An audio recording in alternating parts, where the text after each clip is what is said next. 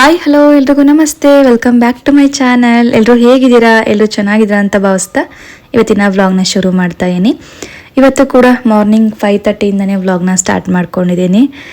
ಇದು fresh up ಆಗಿ ಬಂದು ಈಗ ಕಿಚನ್ಗೆ ಬಂದು ಒಂದು ಗ್ಲಾಸ್ ವಾಟರ್ ಕುಡಿತೀನಿ. ಫಸ್ಟು ಕುಡಿದು ನೆಕ್ಸ್ಟ್ ಏನಾದರೂ ಕೆಲಸ ಸ್ಟಾರ್ಟ್ ಮಾಡ್ಕೊಳ್ಳೋಣ ಅಂತ ಅಂದ್ಬಿಟ್ಟು ಕೆಲವೊಂದು ಸಲ ಫಸ್ಟೇ ಕೊಟ್ಬಿಡ್ತೀನಿ ಬಾರಿಕೆ ಆಗಿಬಿಟ್ರೆ. ಆ್ಯಕ್ಚುಲಿ ಬೆಳಿಗ್ಗೆ ಎದ್ದಿದ ತಕ್ಷಣ ಒಂದು ಗ್ಲಾಸ್ ನೀರು ಕುಡಿಯೋದು ತುಂಬಾ ಒಳ್ಳೆಯದು. ಅದು ಬಿಸಿನೀರಾಗಿರ್ಬೋದು, ತಣ್ಣೀರಾಗಿರ್ಬೋದು, ಅದು ನಿಮ್ಮಿಷ್ಟ. ಬಟ್ ನಾನು ಬಿಸಿನೀರು ಅಂತ ಏನಿಲ್ಲ, ಬರೀ ನಾರ್ಮಲ್ ವಾಟರೇ ನಾನು ಒಂದು ಗ್ಲಾಸ್ ಕುಡಿತೀನಿ. ನೆಕ್ಸ್ಟ್ ಏನಿದ್ರು ನಾನು ನನಗೆ ಅಂತ ಏನಾದರೂ ಕಷಾಯ ಮಾಡ್ಕೊಳೋದು ಅದು ಇದು ನಾನು ಸ್ಟಾರ್ಟ್ ಮಾಡ್ಕೊತೀನಿ. ಆಮೇಲೆ ಅದೇನೋ ಡ್ರಿಂಕ್ಸ್ ಏನಿದ್ರು ನಮಗೆ ಹೆಲ್ತಿ ಡ್ರಿಂಕ್ಸ್ ಅಂತ ನಾವು ಕುಡಿತೀವಲ್ವ ಡೈಲಿ, ಅದನ್ನು ಮಾಡ್ಕೊತೀನಿ. ಸದ್ಯಕ್ಕೆ ಇವಾಗ ನನ್ನ ಮಗ ಸ್ಕೂಲ್ಗೆ ಹೋಗೋವರೆಗೂ ಕೂಡ ಅಂದರೆ ಅವ್ನ ಕೆಲಸ ಎಲ್ಲ ಮುಗಿಸಿ ಕಳಿಸೋರ್ಗು ನನಗೆ ಟೈಮ್ ಇರಲ್ಲ. ಬರೀ ನಾನು ತಿಂಡಿ ಮಾಡಿ ಅವನಿಗೆ ಲಂಚ್ ಬಾಕ್ಸ್ ಪ್ಯಾಕ್ ಮಾಡಿ ಅವ್ನು ರೆಡಿ ಮಾಡಿ ತಿನ್ನಿಸಿ ಕಳಿಸೋ ಅಷ್ಟರಲ್ಲೇ ತುಂಬ ಟೈಮ್ ಹಿಡಿಯೋದ್ರಿಂದ ಜಸ್ಟ್ ಬೆಳಗ್ಗೆ ಒಂದು ಗ್ಲಾಸ್ ನೀರು ಕುಡಿತೀನಿ. ಅದು ಬಿಟ್ಟರೆ ಸ್ವಲ್ಪ ಕಷಾಯನೂ ಕೂಡ ಕೆಲವೊಂದು ಸಲ ಮಾಡ್ಕೊತೀನಿ. ಬಟ್ ಇವತ್ತೇನು ಮಾಡಿರಲಿಲ್ಲ ನಾನು. ಟೈಮ್ ಇದ್ದರೆ ಅದು ಸ್ವಲ್ಪ ಅದು ಕಡೆ ಕುದೀತಾ ಇರುತ್ತೆ. ಆಮೇಲೆ ಬೇಕು ಅಂದರೆ ತಿಂಡಿ ಮಾಡ್ತಾನೆ ಕುಡ್ಕೋಬೋದು ಅಂತ ಅದನ್ನು ಕೂಡ ಒಂದು ಮಾಡ್ಕೊತೀನಿ. ಕೆಲವೊಂದು ಸಲ ಸ್ಕಿಪ್ ಮಾಡಾಕ್ಬಿಡ್ತೀನಿ. ಓಕೆ, ಹಾಗೆ ಇವತ್ತು ತಿಂಡಿ ಮಾಡೋಕ್ಕೆ ನಾನು ಇವತ್ತು ಏನಪ್ಪ ಪ್ಲ್ಯಾನ್ ಮಾಡ್ಕೊಂಡಿದ್ದೆ ಅಂತಂದರೆ ಪೂರಿ ಮತ್ತು ಹಾಗೆ ಆಲೂಗಡ್ಡೆ ಪಲ್ಯ ಮತ್ತು ಚಟ್ನಿ ಇಷ್ಟನ್ನು ಕೂಡ ಪ್ಲ್ಯಾನ್ ಮಾಡ್ಕೊಂಡಿದ್ದೆ.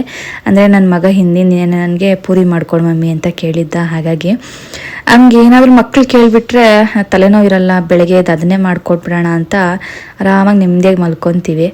ಏನೂ ಪ್ಲ್ಯಾನ್ ಇಲ್ಲ, ಯಾರು ಏನು ಹೇಳಿಲ್ಲ ಅಂತಂದ್ರಂತೂ ಏನು ಮಾಡೋದು ಅಂತಿರುತ್ತೆ. ಬಟ್ ನನ್ನ ಮಗ ಹೇಳ್ಬಿಟ್ಟೆ, ನಾನು ಖುಷಿ ಆಗೋಯ್ತು ಅವ್ನು ಕೇಳಿದ್ನಲ್ವ ಅಂತ ಅಂದ್ಬಿಟ್ಟು ಪೂರಿ ಮಾಡ್ಕೊಡು ಮಮ್ಮಿ ಅಂತ ಕೇಳ್ದೆ. ಓಕೆ ಅದೇ ಮಾಡ್ಕೊಡ್ತೀನಿ ಬಿಡು ಅಂತ ಅಂದ್ಬಿಟ್ಟು ನಾನು ಅದನ್ನೇ ಪ್ಲ್ಯಾನ್ ಮಾಡ್ಕೊಂಡು ಮಲ್ಕೊಂಡು ಇವಾಗ ಬೆಳಗ್ಗೆ ಎದ್ದು ಹಿಟ್ಟನ್ನ ಕಲಸಿಡ್ತಾಯಿದ್ದೀನಿ. ಅದಕ್ಕಿಂತ ಮುಂಚೆ ಪಲ್ಯ ಮಾಡ್ಕೊಳೋದಕ್ಕೆ ಆಲೂಗಡ್ಡೆನೂ ಕೂಡ ಇಲ್ಲಿ ಬೇಯಕ್ಕೆ ಇಟ್ಟಿದ್ದೀನಿ. ಅದು ಕೂಗೋ ಅಷ್ಟರಲ್ಲಿ ಹಿಟ್ಟನ್ನು ಕೂಡ ಕಲಸಿಟ್ಬೇಡ ಅಂತ ಅಂದ್ಬಿಟ್ಟು ಚೆನ್ನಾಗಿ ನೀರಲ್ಲಿ ಹಾಕಿ ಉಪ್ಪು ಮತ್ತು ಎಣ್ಣೆ ಹಾಕಿ ಚೆನ್ನಾಗಿ ಮಿದ್ದಿ ಇಟ್ಟರೆ ಒಂದು ಅರ್ಧ ಗಂಟೆಲೆಲ್ಲ ಚೆನ್ನಾಗಿ ನೆಂದುಬಿಡುತ್ತೆ. ಇನ್ನು ನಾನು ಪಲ್ಯ ಚಟ್ನಿ ಎಲ್ಲ ಮಾಡ್ಕೊಳೋ ಅಷ್ಟರಲ್ಲೇ ಒಂದು 1/2 hour ಆಗುತ್ತೆ, 20 to 30 minutes ಆಗುತ್ತೆ. ಆಮೇಲೆ ಪೂರಿನೂ ಕೂಡ ಚೆನ್ನಾಗಿ ಬರುತ್ತೆ. ಇನ್ನೇನು ನೈಟೇ ಕಲಿಸ್ಬೇಕು ಅಂತ ಏನಿಲ್ಲ. ಕೆಲವರು ನೈಟೇ ಎಲ್ಲ ಕಲಸಿಟ್ಬಿಡ್ತಾರೆ, ಬಟ್ ಅದೇನೋ ನನಗಿಷ್ಟ ಆಗಲ್ಲ. ಫ್ರಿಜ್ಜಲ್ಲಿ ನನಗೆ ಚಪಾತಿ ಹಿಟ್ಟು ಕಲಸಿಡೋದು ಅದು ಇಷ್ಟನೇ ಆಗಲ್ಲ. ನಾನು ಆ ಥರ ಕೆಲಸ ಎಲ್ಲ ಸ್ವಲ್ಪ ತುಂಬ ರೇರು. ಚಪಾತಿ ಹಿಟ್ಟಂತೂ ಇಡಲ್ಲ, ಇನ್ನೂ ತರಕಾರಿ ಆದರೂ ಕಟ್ ಮಾಡಿ ಇಡ್ತೀನಿ. ಏನೋ ಚಪಾತಿ ಹಿಟ್ಟಂತೂ ನಾನು ಆ ಥರ ಕಲಸಿಡೋದಕ್ಕೆ ನನಗೆ ಇಷ್ಟನೇ ಆಗಲ್ಲ. ಅದೇನೋ ಗೊತ್ತಿಲ್ಲ, ಫ್ರಿಜ್ಜಲ್ಲಂತೂ ನಾನು ತರಕಾರಿ ಹೂವು ಹಣ್ಣು ಬಿಟ್ಟರೆ ಇನ್ನೇನು ಕೂಡ ಇಡೋದಕ್ಕೆ ನನಗೆ ಮನಸ್ಸು ಬರಲ್ಲ.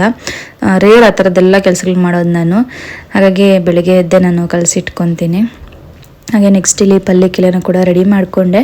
ಈರುಳ್ಳಿ ಎಲ್ಲ ಹೆಚ್ಚಿಟ್ಕೊಂಡು ಈಗ ಒಗ್ಗರಣೆ ಹಾಕ್ಕೊತಾಯಿನಿ. ಒಂದು ಬಾಣಲೆಗೆ ಎಣ್ಣೆ ಹಾಕಿ ಸಾಸಿವೆ, ಕಡಲೆಬೇಳೆ, ಉದ್ದಿನಬೇಳೆ ಎಲ್ಲನೂ ಕೂಡ ಹಾಕ್ಕೊತಾಯಿನಿ. ನೋಡಿ, ಈ ರೀತಿ ಮಸಾಲೆ ಡಬ್ಬ ಇದ್ಬಿಟ್ರೆ ಅಂತೂ ಒಂದೇ ಸಲಿಗೆ ಎಲ್ಲ ಕೆಲಸ ಆಗಿಬಿಡುತ್ತೆ. ಅಂದರೆ ಸಪ್ರೇಟಾಗಿ ನಾವು ಒಂದು ಚಿಕ್ಕ ಡಬ್ಬದಲ್ಲಿ ಇಟ್ಟರೂ ಕೂಡ ಎಲ್ಲ ಡಬ್ಬಲು ಕೂಡ ತೆಗೆದು ನಾವು ಇಲ್ಲಿ ಹಾಕೋಬೇಕಾಗುತ್ತೆ. ಈ ರೀತಿ ಒಂದೇ ಡಬ್ಬದಲ್ಲಿ ಈ ರೀತಿ ಫುಲ್ ಎಲ್ಲ ಏನೇನು ಬೇಕು ಐಟಮ್ಸ್ ನಾವು ರೆಗ್ಯುಲರಾಗಿ ಏನು ಯೂಸ್ ಮಾಡ್ತೀವಲ್ಲ ಅದನ್ನೆಲ್ಲ ಹಾಕಿಟ್ಕೊಂಡು ಯೂಸ್ ಮಾಡೋದ್ರಿಂದ ಬೆಸ್ಟ್ ಅಂತಲೇ ಹೇಳ್ಬೋದು. ಈಸಿ ಅನಿಸುತ್ತೆ ನಮಗೆ, ಅಷ್ಟೊಂದು ಕಷ್ಟ ಅಂತಲೂ ಅನಿಸಲ್ಲ.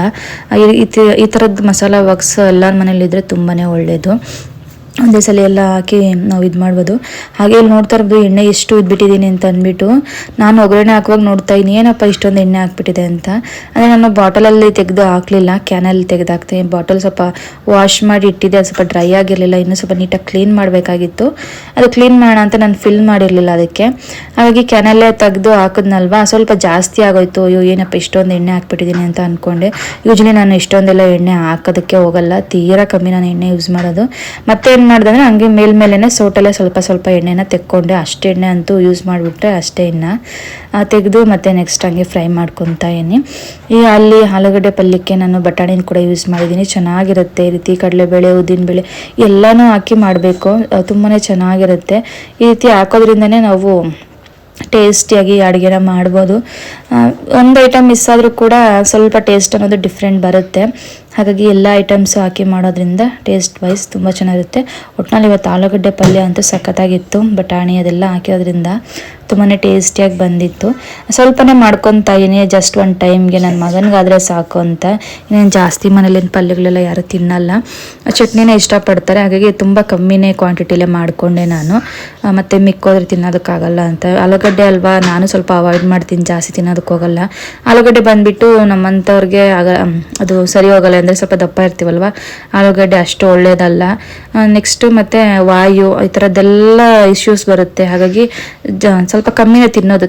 ತಿನ್ನೋದೇ ಇಲ್ಲ ಅಂತಲ್ಲ, ಬಟ್ ಸ್ವಲ್ಪ ಕಮ್ಮಿನೇ ತಿನ್ನೋದು, ಜಾಸ್ತಿ ಏನು ತಿನ್ನೋದಕ್ಕೆ ಹೋಗಲ್ಲ. ಏನಾದರೂ ಮಕ್ಳಿಗೆ ಚೆನ್ನಾಗಿ ಕೊಡ್ತೀನಿ, ಮಕ್ಕಳಿಗೆ ಒಳ್ಳೆಯದು. ಬೆಳೆಯೋ ಮಕ್ಕಳಿಗೆ ಆಲೂಗಡ್ಡೆ ಸ್ವಲ್ಪ ವೆಯ್ಟ್ ಗೇನ್ ಆಗೋದೆಲ್ಲ ಹೆಲ್ಪ್ ಮಾಡುತ್ತೆ. ಮಕ್ಳಿಗಾದರೆ ಆದಷ್ಟು ಕೊಡ್ತೀನಿ. ನಮ್ಮ ಮನೇಲಿ ಹಸ್ಬೆಂಡು ಕೂಡ ಆಲೂಗಡ್ಡೆ ಅಷ್ಟಾಗಿ ತಿನ್ನಲ್ಲ, ಬರೀ ಚಟ್ನಿ ಇದ್ದರೆ ಅದು ಸಾಕು ಅಂತಾರೆ, ಪಲ್ಯನ ಹಾಕ್ಸ್ಕೊಳಕ್ಕೆ ಹೋಗಲ್ಲ. ಹಾಗೆ ಪಲ್ಯ ಮಾಡಿದ್ದಾಯಿತು. ನೆಕ್ಸ್ಟು ಚಟ್ನಿನೂ ಕೂಡ ಮಾಡಿಕೊಂಡೆ, ಬರೀ ಕಾಯಿ ಚಟ್ನಿ ಮಾಡಿಕೊಂಡೆ ಅಷ್ಟೇ. ಇವತ್ತು ಕಡಲೆ ಬೀಜ ಅದೆಲ್ಲ ಏನು ಹುರ್ಕೊಂಡು ಮಾಡ್ಕೊಳಕ್ಕೆ ಹೋಗಲಿಲ್ಲ, ಸಿಂಪಲಾಗೆ ಮಾಡಿಕೊಂಡೆ. ಒಂದು 5:30 ಅಂತಂದರೆ ನನಗೆ ಅಡುಗೆ ಎಲ್ಲ ಮುಗಿಸೋ ಅಷ್ಟು 6:30 ಆಗುತ್ತೆ. ಅದು ರೈಸ್ ಐಟಮ್ ಆದರೆ ಒಂದು ಹಾಫ್ ಆನ್ ಅವರಲ್ಲಿ ನಾವು ಮುಗಿಸಾಕ್ಬೋದು. ಬಟ್ ಈ ಥರದ್ದು ಪಲ್ಯ, ಚಟ್ನಿ, ಚಪಾತಿನೋ ಅಥವಾ ಪೂರಿ ಮಾಡಬೇಕು ಅಂತಂದರೆ ತುಂಬಾ ಟೈಮ್ ಹಿಡಿಯುತ್ತಲ್ವ. ಹಾಗಾಗಿ ನನಗೆ ಸ್ವಲ್ಪ ಟೈಮ್ ಹಿಡಿಯಿತು ಇವತ್ತು. ಬಟ್ ಪರವಾಗಿಲ್ಲ, ಮಗ ಕೇಳಿದ್ದೀನಲ್ಲ ಅವನಿಗೋಸ್ಕರ ನಾನು ಮಾಡಿಕೊಡ್ಬೇಕಲ್ಲ. ತಾಯಂದಿರಿಗೆ ಇನ್ನೇನು ಖುಷಿ ಹೇಳ್ರಿ, ಮಕ್ಳು ಏನಾನ ಕೇಳಿದ್ರೆ ಮಾಡಿಕೊಟ್ಟಾಗ ಅವ್ರು ಇಷ್ಟಪಟ್ಟು ತಿಂತಾರಲ್ವ, ಅದೇನೋ ಖುಷಿ. ಅದರಲ್ಲೂ ನಮ್ಮ ಮನೆಯಲ್ಲಿ ಪೂರಿ ಅಂತಂದರೆ ಇಬ್ಬರು ಮಕ್ಳಿಗೂ ಇಷ್ಟ. 3 ಹೊತ್ತು ಮಾಡಿಕೊಟ್ರು ಕೂಡ ಬೇಡ ಅನ್ನಲ್ಲ, ಹಂಗೆ ತಿಂತಾರೆ. ಬೆಳಗ್ಗೆ ಮಾಡಿದ್ದೀನಿ ಅಂದರೆ ಮಧ್ಯಾಹ್ನಕ್ಕೂ ಅದೇ ಕೇಳಿದ್ರು. ನನ್ನ ಮಗಳಂತೂ ಇನ್ನೂ ಬೇಕು ಅಂತ ಇಲ್ಲ, ಅಷ್ಟು ಇಷ್ಟ ಆಗುತ್ತೆ ಪೂರಿ ಅಂತಂದರೆ. ಅದರಲ್ಲಿ ನನಗೂ ಫೇವ್ರೇಟೇ. ಹಾಗಾಗಿ ಇಷ್ಟ ಆಗಿರೋಂಥ ತಿಂಡಿನ ನಾನು ಇಷ್ಟಪಟ್ಟು ಮಾಡ್ತೀನಿ ಅಂತಲೇ ಹೇಳ್ಬೋದು, ಎಲ್ಲರೂ ಇಷ್ಟಪಟ್ಟು ತಿಂತಾರಲ್ಲ ಅಂತ. ಹಾಗೆ ಇಲ್ಲಿ ನಾನು ಪೂರಿನ ನೀವು ನೋಡ್ತಾ ಇರ್ಬೋದು ಯಾವ ರೀತಿ ಲಟ್ಸ್ಕೊಂಡೆ ಅಂತ ಅಂದ್ಬಿಟ್ಟು. ದೊಡ್ಡದಾಗಿ ಫಸ್ಟ್ ಲಟ್ಸ್ಕೊಬಿಟ್ಟು ಈ ರೀತಿಯಾಗಿ ಚಿಕ್ಕದಾಗಿ ಗ್ಲಾಸಲ್ಲಿ ನಾನು ಕಟ್ ಮಾಡ್ಕೊಂಡಿದ್ದೀನಿ. ಚಿಕ್ಕ ಮಕ್ಕಳಿಗೆ ಈ ರೀತಿಯಾಗಿ ಚಿಕ್ಕದಾಗಿ ಮಾಡಿಕೊಟ್ರೆ ಅವ್ರಿಗೆ ಒಂಥರ ಖುಷಿ ಆಗುತ್ತೆ. ಹಾಗೆ ತಿಂದಿರೋರು ಕೂಡ ತಿಂತಾರೆ. ಯಾರೆಲ್ಲ ಮನೆಯಲ್ಲಿ ಪೂರಿಗಳು ತಿನ್ನಲ್ವೋ ಅವ್ರಿಗೆ ಈ ರೀತಿ ಮಾಡಿಕೊಡಿ, ಇಷ್ಟಪಟ್ಟು ತಿಂತಾರೆ. ತುಂಬ ಚೆನ್ನಾಗಿರುತ್ತೆ ನೋಡೋದಕ್ಕೂ ಕ್ಯೂಟಾಗಿ. ಮಕ್ಕಳಿಗೆ ಈ ಥರದ್ದು ಮಾಡಿಕೊಟ್ರೆ ಅವ್ರಿಗೆ ಇಷ್ಟ ಆಗೋದು. ಹಾಗಾಗಿ ಬಾಕ್ಸ್ಗೆ ಪ್ಯಾಕ್ ಮಾಡ್ಕೊ ಕೂಡ ಚೆನ್ನಾಗಿರುತ್ತೆ ಅಂತ ಅಂದ್ಬಿಟ್ಟು ಈ ರೀತಿಯಾಗಿ ನಾನು ಮಾಡ್ತೀನಿ. ಚಪಾತಿ ಮಾಡೋದಾದ್ರು ಕೂಡ ಇದೇ ರೀತಿಯಾಗಿ ಮಾಡಿಕೊಡ್ತೀನಿ, ಇಷ್ಟಪಟ್ಟು ತಿಂತಾರೆ. ದೋಸೆ ಹಾಕುವಾಗಲೂ ಅಷ್ಟೇ ಚಿಕ್ಕದಾಗಿ ರೀತಿ ಎಲ್ಲ ರೀತಿ ಮಾಡಿಕೊಟ್ರೆ ಒಂಥರ ಕ್ಯೂಟಾಗಿ ಅವ್ರಿಗೂ ಕೂಡ ಇಷ್ಟ ಆಗುತ್ತೆ, ಚೆನ್ನಾಗಿ ತಿಂತಾರೆ. ಹಾಗೆ ನಾನು ಈ ರೀತಿಯಾಗಿ ಮಾಡ್ತಾಯಿದ್ದೀನಿ. ಇಲ್ಲಿ ನೋಡ್ತಾ ಇರ್ಬೋದು ಆಯಿಲಲ್ಲಿ ಫ್ರೈ ಆಗ್ತಿದೆ, ಎಷ್ಟು ಕ್ಯೂಟಾಗಿ, ಎಷ್ಟು ಚಿಕ್ಕದಾಗಿ ಎಷ್ಟು ಚೆನ್ನಾಗಿ ಕಾಣಿಸ್ತಿದೆ ಅಂತ ಅಂದ್ಬಿಟ್ಟು. ಕ್ರಿಸ್ಪಿಯಾಗಿ ತುಂಬ ಚೆನ್ನಾಗಿ ಬರುತ್ತೆ. ಪೂರಿ ಅಂತೂ ಫೇವ್ರೇಟ್ ಅಂತಲೇ ಹೇಳ್ಬೋದು, ನನ್ನ ಮಕ್ಳಿಗಂತೂ ಸಖತ್ ಫೇವ್ರೇಟ್, ಅಷ್ಟು ಇಷ್ಟಪಡ್ತಾರೆ. ಹಾಗಾಗಿ ಇವಾಗ ಪೂರಿ ಎಲ್ಲ ಮಾಡಿಕೊಂಡೆ. ಇದೆಲ್ಲ ಮುಗಿಸೋ ಅಷ್ಟರಲ್ಲಿ ಒಂದು 6:30 ಆಯಿತು ಅಂತ ಅಂದ್ಕೊತೀನಿ ನಾನು. ಒಂದು 5:30 ನಾನು ಸ್ವಲ್ಪ ಸ್ಲೋಗೆ ಮಾಡೋದು, ತುಂಬ ಫಾಸ್ಟಾಗಿ ಬೇಗ ಆ ಥರ ಎಲ್ಲ ಮಾಡೋಕ್ಕೋಗಲ್ಲ. ಆರಾಮಾಗಿ ನಿಧಾನಕ್ಕೆ ಮಾಡ್ಕೊತೀನಿ. ನನಗೆ ಹಂಗೆ ಬೇಗ ಅಂತೂ ಮಾಡೋದಕ್ಕಾಗಲ್ಲ, ನನಗೆ ಆರಾಮಾಗಿ ನಿಧಾನಕ್ಕೆ ಮಾಡ್ಕೊತೀನಿ. ಎಲ್ಲ ಮುಗಿಸಿ ಮತ್ತು ಹಾಗೆ ಅಷ್ಟೊತ್ತಿಗೆ ನನ್ನ ಮಗನೂ ಕೂಡ ಎಬ್ಬರಿಸ್ತಾ ಇರ್ತೀನಿ. 6:30ಇಂದ 6:45ಇಂದನೇ ಸ್ಟಾರ್ಟ್ ಮಾಡಿರ್ತೀನಿ. ನಿಧಾನವಾಗಿ ಒಂದು 7 ಗಂಟೆ ಅಷ್ಟರಲ್ಲಿ ಎದ್ದೊಳ್ತಾನೆ ಅವನು. ಸಡನ್ನಾಗಿ ಅಂತೂ ಎಬ್ಬರ್ಸೋಕೆ ಹೋಗಲ್ಲ, ಇಲ್ಲಿಂದಾನೇ ಕುಗ್ತಾ ಇರ್ತೀನಿ, ಎದ್ದೋಳು ಅಂತ ಅಂದ್ಬಿಟ್ಟು ಕಿಚನಿಂದಾನೆ. ಹಾಗೆ ಹಸ್ಬೆಂಡು ಕೂಡ ಎದ್ದು ಬಿಡ್ತಾರೆ, ಅವನ್ನ ಎಬ್ಬರಿಸಿ ಮತ್ತೆ ಕಳಿಸ್ಬೇಕಲ್ವಾ. ಇನ್ನು ಅಪ್ಪ ಮಲ್ಕೊಂಡಿದ್ರೆ ಅವನು ಮಲ್ಕೊಂಡಿರ್ತಾನೆ, ಹಾಗಾಗಿ ಅವರು ಎದ್ದು ಬಿಡ್ತಾರೆ. ಫಸ್ಟ್ ಎದ್ದು ಅವರು ಎಬ್ಬರಿಸೋದು, ಎದ್ದೋಳು ಅಂತ ಅಂದ್ಬಿಟ್ಟು. ಅವ್ರ ಮಾತು ಸ್ವಲ್ಪ ಚೆನ್ನಾಗಿ ಕೇಳ್ತಾನೆ ನನ್ನ ಮಾತುಕಿನ, ಹಾಗಾಗಿ ಅವರು ಎದ್ದೇಳ್ತಾರೆ ಜೊತೆಯಲ್ಲಿ. ಹಾಗೆ ನೆಕ್ಸ್ಟ್ ಇಲ್ಲಿ ಲಂಚ್ ಬಾಕ್ಸ್ ಪ್ಯಾಕ್ ಮಾಡೋಣ ಬನ್ನಿ, ಏನೆಲ್ಲ ಪ್ಯಾಕ್ ಮಾಡ್ತೀನಿ ಅಂತ ನೋಡೋಣ. ಪೂರಿ ನೋಡಿ ಈ ರೀತಿ ಚಿಕ್ಕದಾಗಿ ಮಾಡ್ಕೊಡೋದ್ರಿಂದ ಆರಾಮಾಗಿ ಬಾಕ್ಸ್ಗೆ ಇಡಿಸುತ್ತೆ. ಹಾಗಾಗಿ ಈ ರೀತಿ ಮಾಡಿಕೊಡಿ, ಚೆನ್ನಾಗಿರುತ್ತೆ. ನಾನು ಕರೆಕ್ಟ್ ಸೈಜ್ ಮಾಡಿದ್ದೆ, ಬಾಕ್ಸು ಕೂಡ ಕರೆಕ್ಟಾಗಿ ಹಿಡಿಯಿತು. ಪೂರಿ ಹಾಗೆ ಪಲ್ಯ, ಚಟ್ನಿ ಇಷ್ಟನ್ನು ಕೂಡ ಇಲ್ಲಿ ಫಿಲ್ ಮಾಡಿದ್ದೀನಿ. ಇವತ್ತಂತೂ ಬಾಕ್ಸ್ ಫಿಲ್ ಆಯಿತು.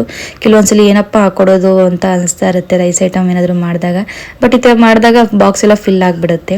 ಹಾಗೆ ನೆಕ್ಸ್ಟ್ ಇಲ್ಲಿ ನಾನು ಇದಕ್ಕೆ ಅಂದರೆ ಸ್ನ್ಯಾಕ್ಸ್ ಶಾರ್ಟ್ ಬ್ರೇಕ್ ಅಂತ ಬಿಡ್ತಾರಲ್ವ, ಅದಕ್ಕೆ ಇಲ್ಲಿ ನಾನು ಆ್ಯಪಲ್ ಕಟ್ ಮಾಡ್ತೇನೆ. ಒಟ್ಟಿನಲ್ಲಿ ಡೈಲಿ ಒಂದೊಂದು ಫ್ರೂಟ್ ಅಂತೂ ಕಂಪಲ್ಸರಿ. ಒಂದಿನ ಪಪ್ಪಾಯ, ಮ್ಯಾಂಗೋ, ಆಪಲ್ಲು ಮತ್ತು ಪೊಮೊಗ್ರಾನೇಟು, ಏನು ಫ್ರೂಟ್ ಇದ್ದರೆ ಅದು ಮನೆಯಲ್ಲಿ, ಆರೆಂಜು ಈ ಥರ ಹಾಕ್ಕೊಡ್ತೀನಿ, ತಿಂತಾನೆ.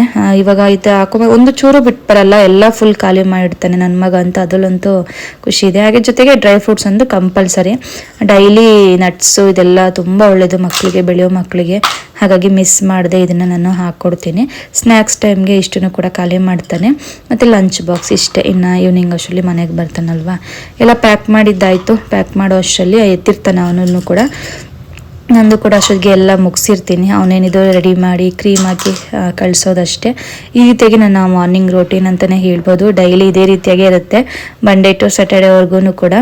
ಹಾಗಾಗಿ ನನ್ನ ಮಾರ್ನಿಂಗ್ ರೋಟೀನ್ ಅನ್ನೋದು ಇನ್ಮೇಲೆ ನೀವು ಇದೇ ರೀತಿಯಾಗಿ ನೋಡ್ಬೋದು. ರೆಡಿಯಾಗಿ ಅವನು ತಿಂಡಿ ತಿಂದು ಹೊರಟ ನೋಡಿ. ಇವಾಗ ನನ್ನ ಮಗಳು ಕೂಡ ಎದ್ದು ಬಂದಳು. ಅವಳಿ ನಡುವೆ ಅವ್ರ ಅಣ್ಣ ಎದ್ದೇಳ್ತಿದ್ದಂಗೆ ಎದ್ಬಿಡ್ತಾಳೆ, ಲೇಟಾಗಿ ಎದ್ದೋಳು ಯಾವಾಗ್ಲೂ. ಬಟ್ ಈ ನಡುವೆ ರೂಢಿ ಮಾಡ್ಕೊಂಬಿಟ್ಟಿದ್ದಾಳೆ. ಎದ್ದು ಅವಳು ಕೂಡ ಅವ್ರ ಅಣ್ಣನ ಡ್ರಾಪ್ ಮಾಡಿ ಬಸ್ ಹತ್ರಕ್ಕೆ ಬರ್ತಾಳೆ. ಅವಳಿಗೂ ಒಂಥರ ಖುಷಿ ಇವಾಗ. ಹಾಗಾಗಿ ಇಬ್ಬರೂ ಇವಾಗ ಹೊರಟಿದ್ದಾರೆ. ಇನ್ನು ಬಾಯ್ ಮಾಡಿ ಹೊರಡ್ತಿದ್ದಾರೆ ಇಬ್ಬರೂ ಕೂಡ. ಅವನಾಗೋ ಅಷ್ಟರಲ್ಲಿ ನಾನು ಸ್ವಲ್ಪ ಏನಾದರೂ ಡ್ರಿಂಕ್ ಕುಡಿದು ನಾನು ಕೂಡ ಸ್ವಲ್ಪ ವಾಕಿಂಗ್ ಹೋಗಿ ಬರ್ತೀನಿ. 1 ಅವರ್ ಅಥವಾ ಒಂದು 45 ಮಿನಿಟ್ಸ್ ಅಷ್ಟೇ, ಎಷ್ಟೊತ್ತಾದರೆ ಅಷ್ಟು ವಾಕಿಂಗ್ ಮಾಡಿ ಮನೆಗೆ ಬಂದು ಇನ್ನು ಮಿಕ್ಕಿದ ಕೆಲಸನ ನೋಡ್ಕೊತೀನಿ. ಇವತ್ತಿನ ವಿಡಿಯೋ ಕೂಡ ಇದಾಗಿತ್ತು. ಐ ಹೋಪ್ ನಿಮಗೆ ಇಷ್ಟ ಆಗಿದೆ ಅಂತ ಅನ್ಕೊಂತೀನಿ. ನೆಕ್ಸ್ಟ್ ವಿಡಿಯೋ ಸಿಗೋಣ. ಅಲ್ಲವರೆಗೂ ಕಾಯ್ತಾ ಇರಿ. Till then take care. Bye ಬಾಯ್.